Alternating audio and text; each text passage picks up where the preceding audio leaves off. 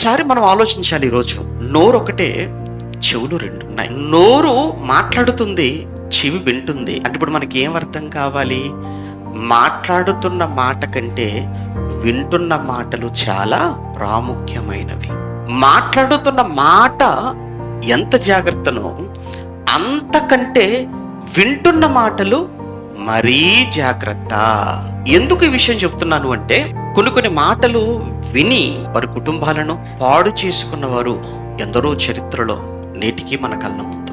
కొన్ని తప్పుడు మాటలు కూడా వస్తుంటాయి. తప్పుడు మాటలు కాదు, అవి ఆధారాలు లేని కొన్ని మాటలు మాట్లాడుతుంటారు. మరి ముఖ్యంగా ఏంటంటే, వారి గురించి చెప్పుకున్నప్పుడు పర్వాలేదు, అక్కడ లేని మరొక వ్యక్తి గురించి మాట్లాడుతుంటారు చూసారా?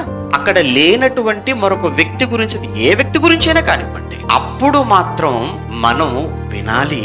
కానీ విన్న వెంటనే తొందరపడి వాటిని మనం